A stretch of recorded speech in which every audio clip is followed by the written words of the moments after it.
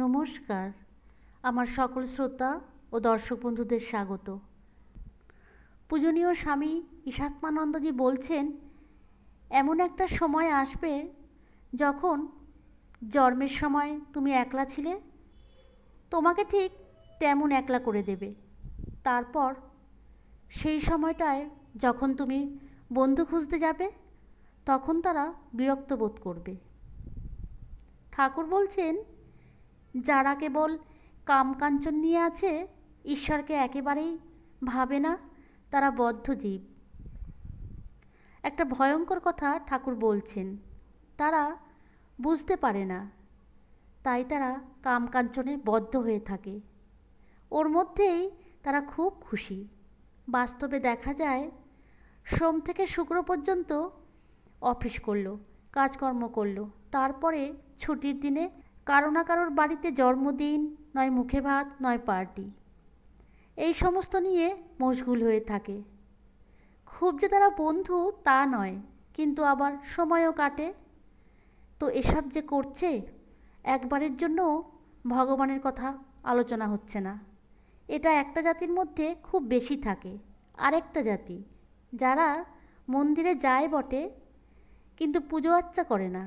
ওইখানে গিয়ে মন্দিরে বসে কার কী হয়েছে, কার কোন চাকরিটা হয়েছে, এই সমস্ত নানা রকম আলোচনা করতে থাকে। তারপর প্রত্যেকটি মন্দিরের তলায় একটা করে খাবার ঘর। তারা খুব খুশি যে আমরা প্রত্যেক সপ্তাহে মন্দিরে যাই। কিন্তু মন্দিরে গিয়ে করোটা কি? এই যে এসবগুলো করি, তার ফল কি হচ্ছে? অনুরাগটা আসছে না, ভালোবাসাটা আসছে না।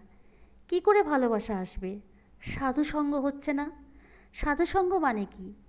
এই ধরনের কথাগুলো পড়া জানা না হলে তো বুঝতে পারছে না।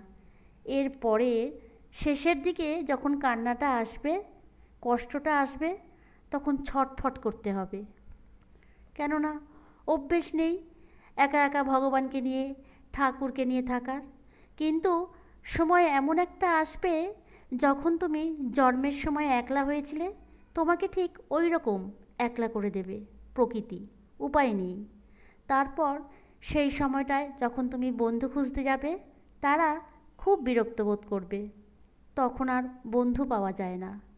আর সেজন্য মোহমুদ্গর বলে শঙ্করাচার্য বলছেন, যাবৎ বিত্ত উপার্জন শক্ত, তাবৎ নিজ পরিবার রক্ত। যতদিন তুমি রোজগার করতে পারো, টাকা পয়সা আছে, ততদিন সবাই তোমার অনুগামী। আর রিটায়ারমেন্টের পর আসুন কাকু, আসুন দাদু, মানে স্টেজগুলো বাড়ছে। প্রথমে দাদা, তারপর কাকু, তারপর দাদু, তারপরে দাদু কেন ঘর থেকে আপনি বেরোন, ঘরেতেই থাকবেন, এসব কথা ব্যাস হয়ে গেল। তাই ঠাকুর বারবার বলছেন, কেন ধর্ম করবে না? আমরা মনে করি ধর্মটার প্রয়োজন নেই, কিন্তু ধর্মটার ভীষণ প্রয়োজন আছে। কেন? আমার জন্য। কেননা আমি যখন একলা হয়ে যাব, তখন আমার মনটা যেন আমার সঙ্গে থাকে।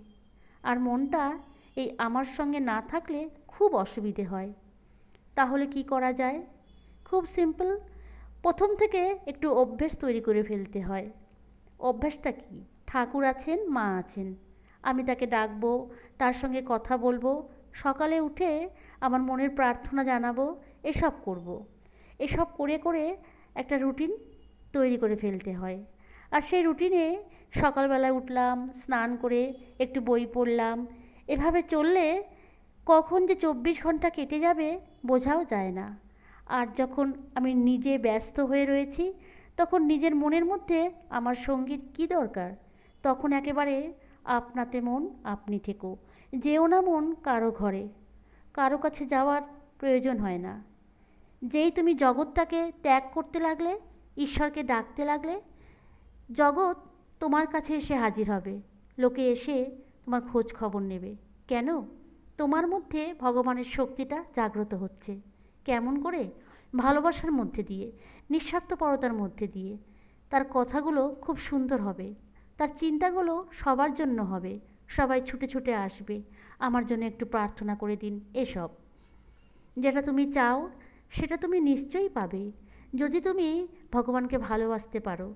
ঠাকুর একটি তীব্র অবস্থার কথা বলতে গিয়ে বলছেন অনুরাগ, অনুরাগ কাজল।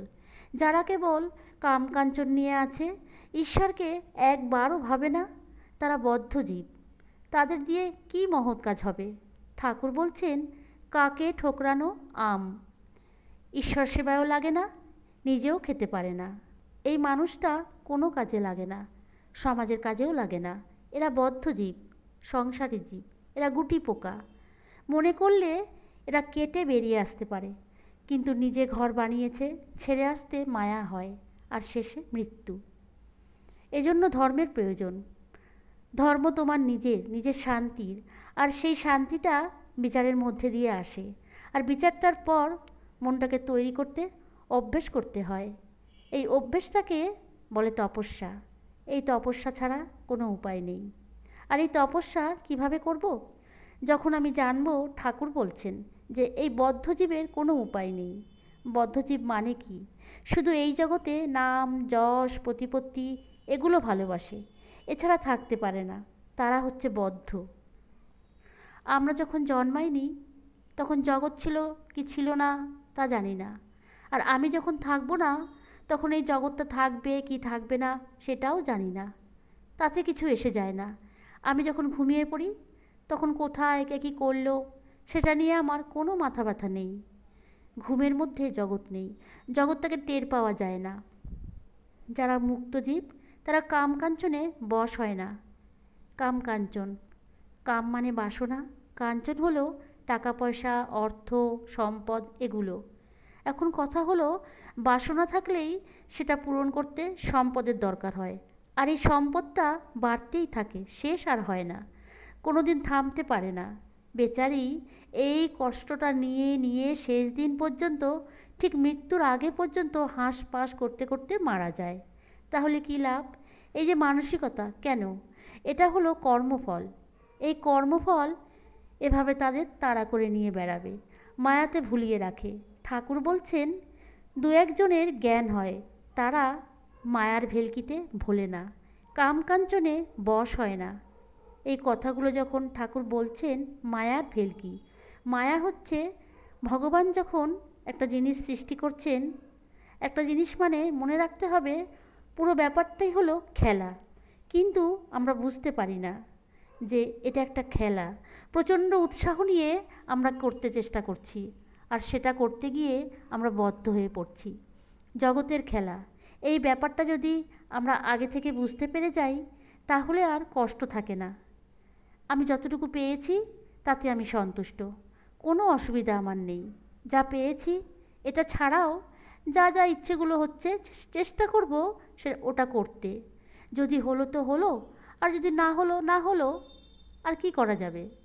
জীবনে আমি যতটুকু পেয়েছি তাতেই আমি সন্তুষ্ট, আমি খুশি, আমি সুখী। তার জন্য ভগবানকে ধন্যবাদ দাও। কেউ একজন আছেন যিনি আমাকে এত কিছু দিয়েছেন, আই এম ভেরি হ্যাপি। ঈশ্বর আমাকে এখনও সব রকম প্রোটেকশান দিচ্ছেন। আমি পেলাম না এটা ত্যাগ করো। যেটা পেয়েছি সেটাতে সন্তুষ্ট থাকো। ওটাই হচ্ছে সাধুসঙ্গ করা, এবং বারবার মনে করা যে আমি কিছুই নই, কিন্তু তুমি আমাকে সব দিয়েছ। কিভাবে ঘিরে রেখেছো আমাকে, এইভাবেই আমার শেষ দিন পর্যন্ত তোমার আশীর্বাদের হাত দুখানি আমার মাথায় রেখো। তাহলেই আমি সব পাওয়ার দেশে পৌঁছে যাব। কোনো একাকিত্ব আমায় গ্রাস করতে পারবে না। আমি ভাসব সুখের সাগরে।